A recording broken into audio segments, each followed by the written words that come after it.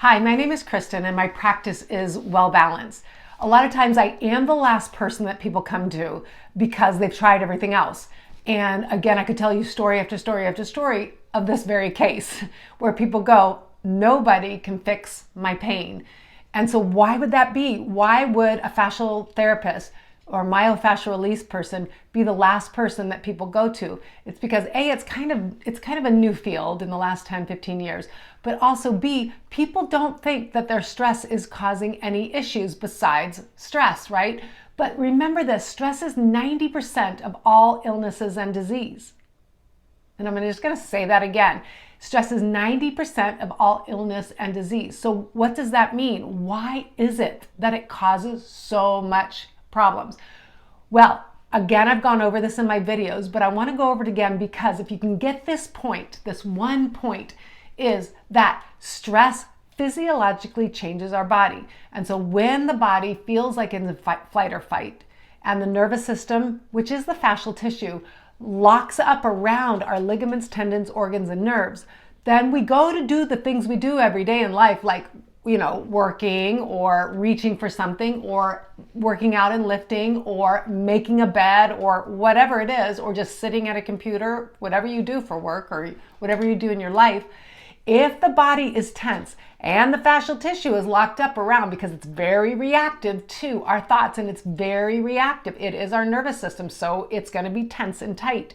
You're going to get issues with pain because your body's not moving the way it's designed to move. So how do you fix that? So quite often people come into my office and I could probably write a book on this. They tell me, Kristen, I have been to chiropractors, I've been to the Mayo Clinic, I hear that. I've been to pain specialists, I've been to acupuncture, I've been to regular doctor, I've been to physical therapy.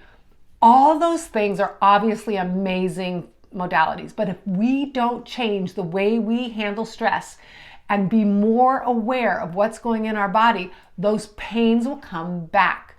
Now, I'm going to take a twofold here. Once someone comes to me and says they have this chronic issue, I'll take a client that came a couple months ago, chronic back and neck pain, went to the Mayo Clinic, went under all these testings, MRIs, everything. They could find nothing. And I just sit there and I go, because I know it's coming next.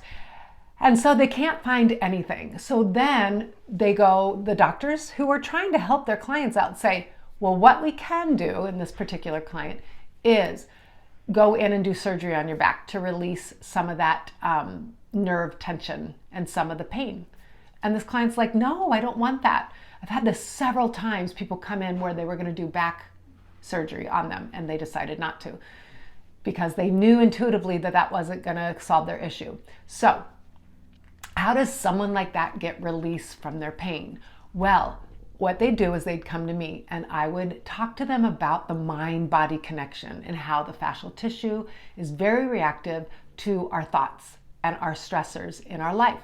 And so the two go hand in hand. So I'd get someone to first of all understand that connection of the mind-body and how our body's reacting to our thoughts. So the second part I would do is get them to relax and breathe. The breath is huge in bringing the body, mind, and spirit back together and bringing our parasympathetic nervous system to dial down a little bit. And so different things like that will help. The breath, nice music, relaxing tools that I have, like a little vibration thing to put by your heart, lavender. I've talked about that on my videos. So anything that's going to bring that body into relaxation. And then I start working on relaxing the body and then stretching the muscles so that the fascial tissue starts to move from being stuck on the muscle, ligament, tendon, organ, nerve, or whatever it's stuck on, to relaxing. And finally, the fascial tissue is going, okay, I've got this.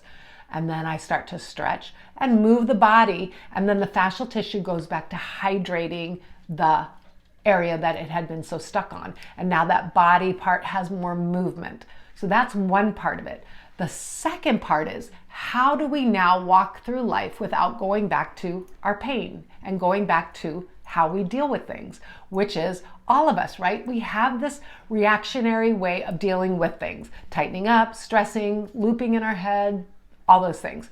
Okay, so now we've gotten the pain fixed. Okay, a lot of times myofascial release is the only way that the fascial tissue will actually unlock because it's so stubborn and it's just chronic sometimes.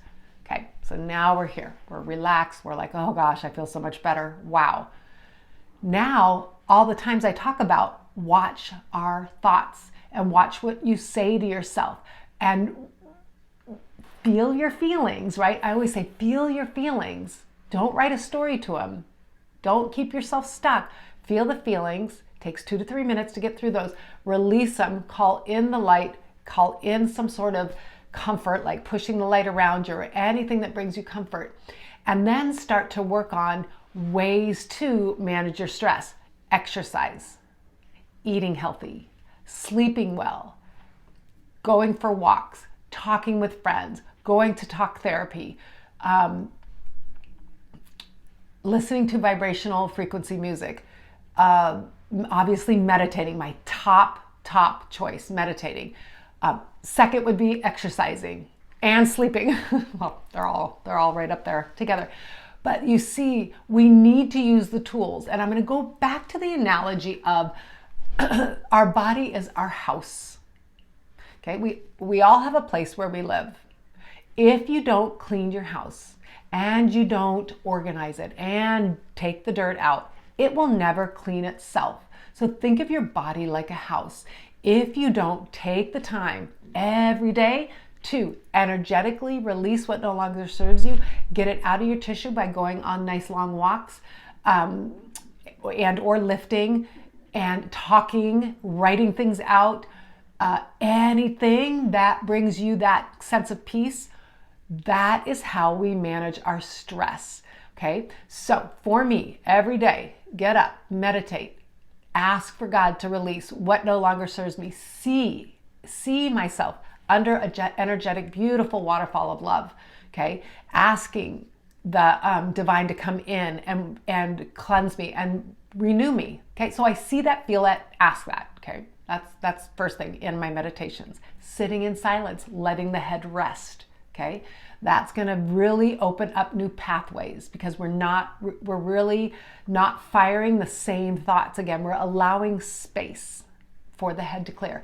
Going for fascial release stretches and myofascial release sessions if you feel like the pain is coming back and it's getting stuck again. Staying on top of things. Don't let them get chronic again, right? Doing yoga classes, all those things, breathing, all those things are so beneficial for staying in your health and wellness. And again, don't be hard on yourself. If you go back to those pains, those are great reminders that you're starting to worry again. I have a friend who years ago, when I was first getting into this work, and we didn't even tie this together, she was having a lot of issues in her tailbone. And she had been to everyone under the sun, to physical therapies, to chiropractors, to doctors, x-rays, MRIs, all that stuff. Nobody could find anything. Super typical when it's an emotional issue. What she did finally find was a yoga therapist who taught her how to meditate, and specifically to meditate on the tailbone area. 30 minutes in the morning, 30 minutes at night, to retrain her nervous system to relax and release that area.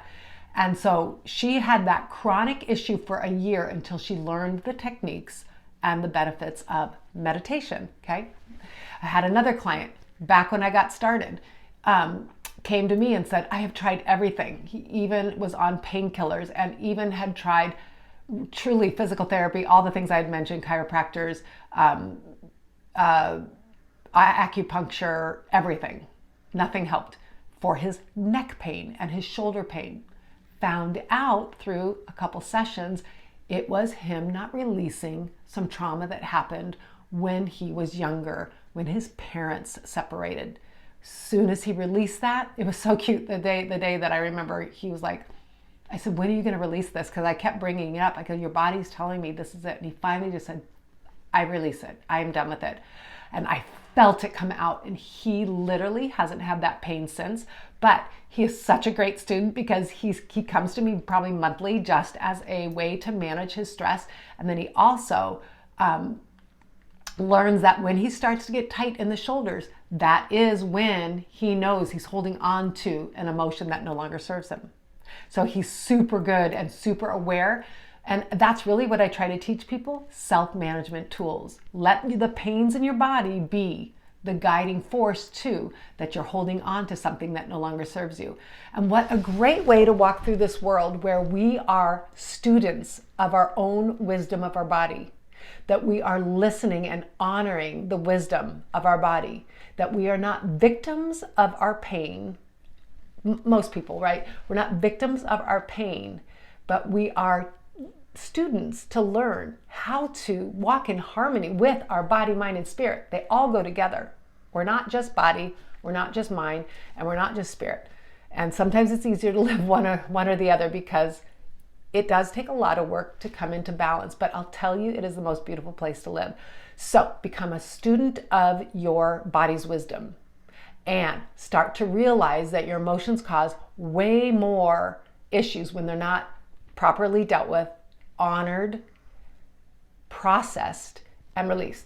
And I came up with a cute little acronym, and I'm going to end it with this. It's called FACTS. Feelings. Feel your feelings. Acknowledge your feelings. Give compassion to yourself. Give thanks for the feelings, for they're here to teach you something. And then surrender them. Let them go. Feel your feelings. Acknowledge them. Give yourself compassion. Give thanks to the feelings, for they're here to teach you. And then surrender them. Facts. Thank you and have a great day.